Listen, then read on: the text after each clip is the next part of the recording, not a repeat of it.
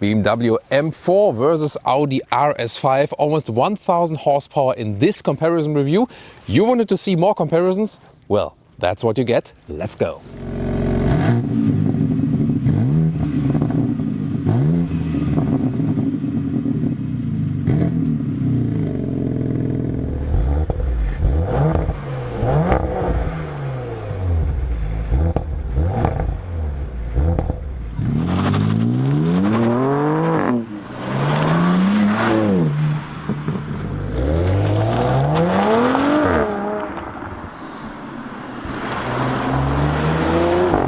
Here, right or left, the BMW, yeah, clearly Thomas blue color for me. I'm also wearing the blue jacket, but it doesn't mean that I'm biased towards the BMW. Let's see how that one turns out. Double kidney, huge vertical and horizontal, really big dimension. But if you compare the Audi, I mean, this is also a big front grille. So yeah, meanwhile we know that this is a very large one. Headlamps start with LED with both vehicles. However, here optional the laser light at the BMW, but this is not the laser light. This is the base LED for the M4, and there you see the daytime running light is also not that accentuated. It would look, you know, a little bit more accentuated than with the optional lighting. 4.72 m or 186 inches in the length for the Audi RS5, whereas we go 8 centimeters or 3 inches longer with the BMW M4, but definitely both in the very same segment, so approximately the same. Also pricing wise, approximately the same. You start less than 100,000 euros for both vehicles, and with more extra equipment, both over 100,000 euros or dollars, whereas the M4 is a couple of thousand euros less expensive actually. Interesting. You can get a carbon fiber roof for both vehicles or a panoramic roof. Here in this case today we have a carbon fiber roof for the M4, whereas we have a just closed roof for the RS5. Let's get towards the rear. This is really interesting. Both have a carbon fiber lip then here in this carbon package, and a nice LED signature for both vehicles. Audi once again more rectangular design, whereas the BMW a little bit more sensual swinging lines here in the lower part, both with a huge diffuser. And with the BMW M4 we have 4 pipes here, very visible.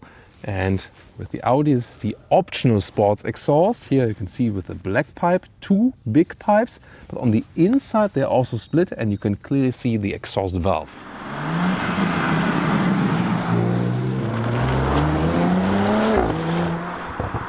V6 versus inline 6, this is the question for the day. So 3-liter inline 6-cylinder with the BMW M4, 480 horsepower, usually 510 horsepower today with the competition package, and rear-wheel drive only for this model. But however, you can also get an all-wheel drive model if you want at a later stage. Whereas the Audi RS5 is always all-wheel drive, quattro, 40% front, 6% in the rear is the standard distribution. Here we have 450 horsepower, so a little bit less horsepower. However, the acceleration figures both 3.9 seconds. In this case here, again, the all-wheel drive model of the M4 will be the fastest then. Let's start the interior with the BMW M4. You can see here the M steering wheel with the contrast stitches on the inside, carbon fiber use, shifting pedals here also with the carbon fiber cover, 12.3-inch digital instruments as standard, and you cannot configure that much on them. And the seat either comes with a normal sport seat or this one here in a special performance package with the bucket seat. Some Alcantara use, but still a lot of animal skin use. But it looks really, really fancy. But will it offer some comfort? We will soon check that one out. Let's take a look at the RS5 in comparison.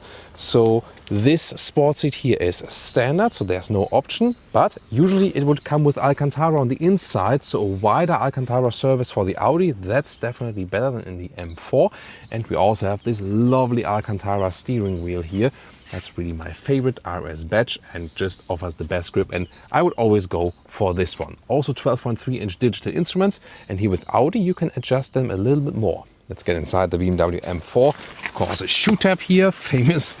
And well, headroom wise no problem with 1.86 m or 6'1", and well, this seat here is really, really stiff everywhere. It's really suitable for the racetrack, and the moment you sit here it's like, oh, I can't drive for a longer time in this one. But the funny thing is that on long term, it's of course not the most comfortable vehicle overall. But these optional sport seats are more comfortable than the base sport seats, for whatever reason. The only thing is here, this stiff carbon fiber part here in the middle, right here. Yeah, I'm not so sure. I don't need a carbon fiber between my legs to have something stiff between my legs. Oh. So, and then steering wheel up and down, in and out, smooth process. However, the form is to me not that pleasing than with the Audi RS5. This M steering wheel form is a little bit thicker in the upper areas. Interesting that we have these configurable M buttons here, left and right side, so you can adjust them M1 or M2 and have really sporty settings on them then. And digital instruments, once again, they're actually quite good to read. You have also an optional head-up display. Middle part here, 10-inch central screen. Latest voice input, that's better with the BMW. The map is really responsive, I like that. And Apple Carplay and Auto is wireless only. And you can also have the M menu here with all the settings. Configure your M1 and M2 settings and engine, transmission, chassis, steering, brake, DSC. Really individualizable, this vehicle. Climate unit, gladly still with a manual control right here. I like that. Carbon fiber used for the middle area here, middle console, and then it's an inductive charging pad. The Apple Carplay or Android Auto is only wirelessly, and sometimes that's a little bit annoying because the connection, sometimes just for a brief of a second, is getting lost when hearing music, and to me that's really annoying. I prefer that when you still have the cable option. Interesting also, this area, you can not only use the touchscreen but also have it here while driving, for example, this turning and pressing knob with some hotkeys. Here you can adjust the shifting characteristics and also go to the M mode and the setup. So this car can be individualized for the racetrack. That's the special thing. A little bit more complicated in the user interface than the Audi. And some more space underneath with a USB-C charger. And one detail saying I'm the racier car of both. Here, this top part here of the head restraint, you can remove that with, pulling some screws. And then you can have your helmet inside the vehicle without, hitting this here. So to make it even slimmer. Again, one detail that says the M4 is the more racy car in comparison. And sitting in the rear here, the BMW M4 works headroom-wise when I'm a little bit cramped, but legroom-wise is important. It works with 4 tall adults overall in the vehicle. These bucket seats are very slim. That's why, that could be something you can argument, when you talk to your partner, like, yeah, I need to get the sporty bucket seats because more space in the rear, Now getting inside the Audi RS5. And there is a feature here which also shows that this car is more leaning towards a little bit more comfort. Well, you remember with the M4, we could, put out a part in the head restraint to make it racier for wearing a helmet on the racetrack. That's not possible here. But what's possible then here is, close the door, and then here, there's this seatbelt reacher, so you can easily get the seatbelt. That does not exist for the M4. And that, again, shows these small little nuances make the difference, where the RS5 goes a little bit more in the comfort direction and the M4 a little bit more goes in the racy direction. Sitting here in the RS5 is also a big difference. You sit higher, of course, especially if you have the bucket seats with the M4. In these standard performance seats with the RS5, you feel you're just higher, not that low on the road, and that again speaks for this, small difference. Steering wheel, I love the Alcantara steering wheel, up and down, in and out, and to me it has the better size. It's smaller, it's slimmer. The steering wheel is racier. The Audi Virtual Cockpit 12.3 inch is fancier. You can still get analog gauges here as standard, but you should go for these ones because then you can have the map all over the place or just in this view, clear view. And also a head-up display is available. Then in the middle part, a new 10-inch screen since the facelift of the RS5 Coupe both, and also for the Sportback. Easy to control, touch only, but the user interface is really straightforward.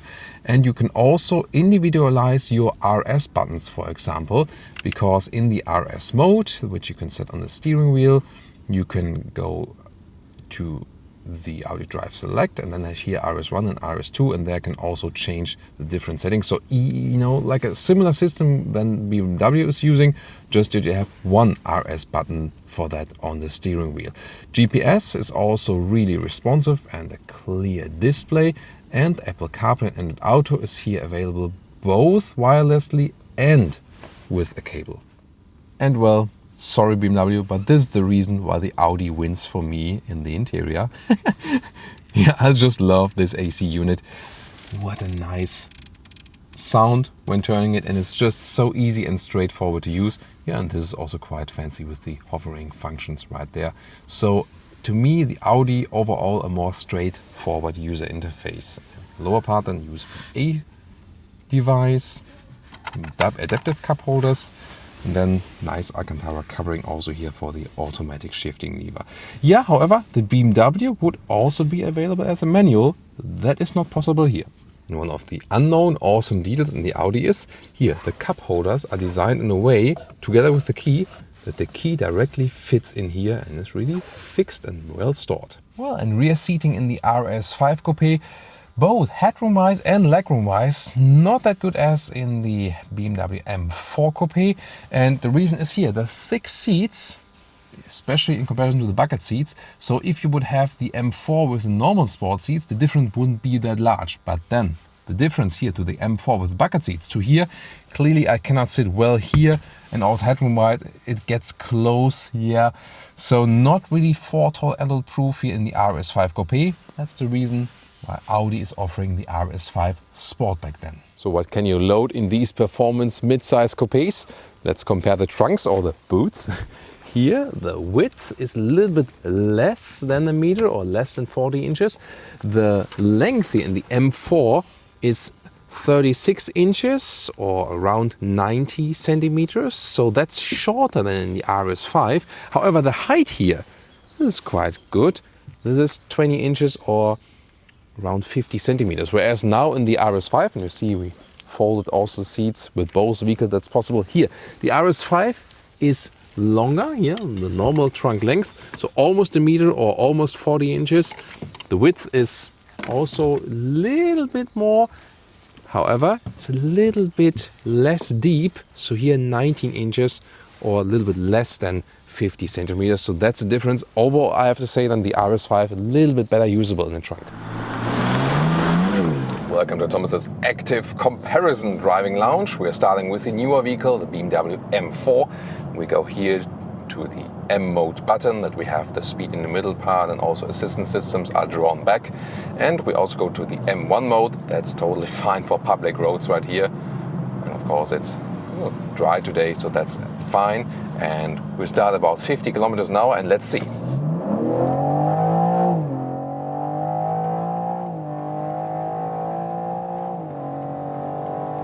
That's 180 kilometers an hour. Whoa, whoa, whoa, whoa, whoa, whoa, whoa. Impressive. So, of course, we do have the rear-wheel drive version here. As I said today, that does feel different than the all-wheel drive acceleration. If we at some point have the all-wheel drive model of the M4, then it's even a little bit faster and will be the fastest overall then. But of course, I mean, it just feels more extreme than the RS5 does. And even if we are at speed here, like 140 kilometers an hour, and I floor it down,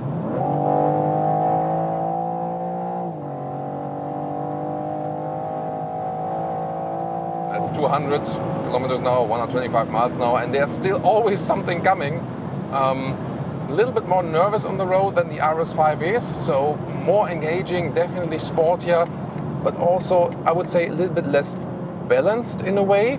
So I mean, in every kind of way. And another example is also really very good braking performance. Oh, hello M4 competition. Somehow I triggered the voice control here. So another example is here, when I go to the M2 mode, for example, the car automatically switches in the manual shifting mode, and it stays that way. And only if I deactivate it here, then it goes to the automatic shifting mode. And that also, again, tells you something about the philosophy of this vehicle. The whole philosophy of this vehicle is really race first. Whereas the RS5 is, yeah, I'm racy, but still somewhat the compromise comfort and raciness first, Being in the tunnel, of course, we can shift down ourselves here with the pedals. That's here. Whoa. Yeah, definitely. Sound-wise, engine responsiveness-wise, I mean, we have a little bit more in the Newton meters here as well with the M4 in comparison to the RS5. How the setup is being done, so the things you can change around and what's the basic setup for this vehicle. Also suspension wise, this is definitely stiffer than the RS5 is.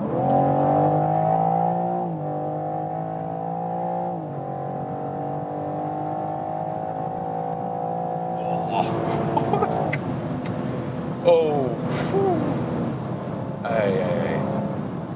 and this is here my Nürburgring Nordschleife corner where I can drive higher motorway speed. Whoa, and this car feels so aggressive.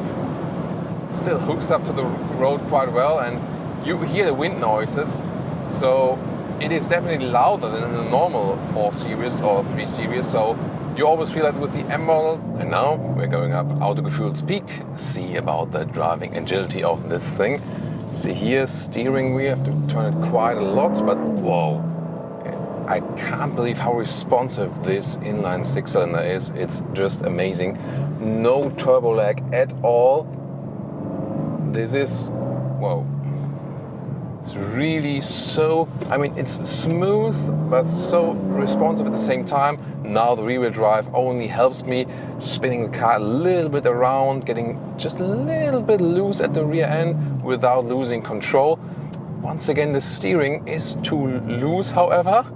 In the low degree areas here, yeah, that could have been definitely made better. But wow, what a fun machine. This is pure awesomeness going up the hill here. Yeah, the road is a little bit wet. That again increases the slippery actions. Shifting back ourselves. What a joy. And of course a big test here, and there the rear-wheel drive of the M4 will have an advantage when we go here into this hairpin corner. Just keep it in second gear. Yeah, definitely. This is of course really cool, getting out of the corner very well. And this is of course always where the rear-wheel drive has an advantage. So that's definitely better as for this respect.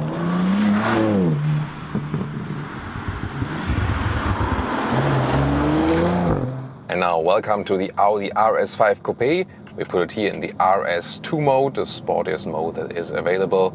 Set all on the performance. We know the acceleration figure is the same, but here then with the all-wheel drive. And what about the sound? How will this one here perform and feel? Will it be different? Let's see. We'll start here about 30 kilometers an hour and accelerate it out. Let's go.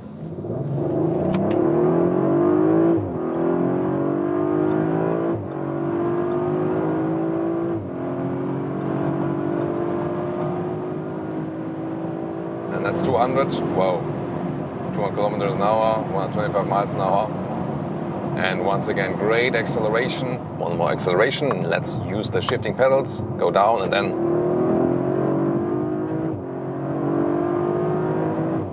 in the ref limiter.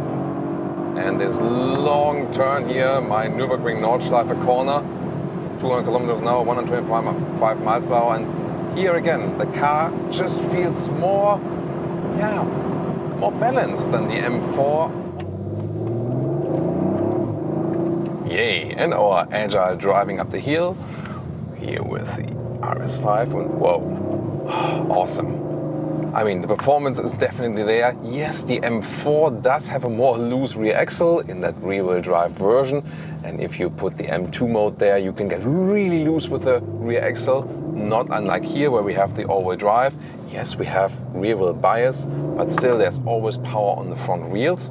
So this is then the main difference. However, I really think that the interface here between human steering wheel, so human car and the road, is better here with the RS5, because the steering wheel is smaller, somehow cooler, Alcantara surface all the way around, and I mean it has the right size and also the better steering ratio. I think it just feels more precise and gives me a better balanced handling feeling for this vehicle here. Oh, let's catch up to this Jaguar F-Type right there. Wow.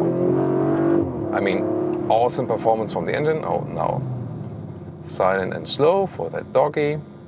Always respect, of course. So then we can go again. I mean, yeah, it's such a well-balanced feeling here with that vehicle. That is really awesome. That's what I love about the RS5. Once again, if you like it more extreme, if you like it more loose, then you will be happier with the M4. But if you like it very well balanced and at the same time super sporty, then the RS5 is for you.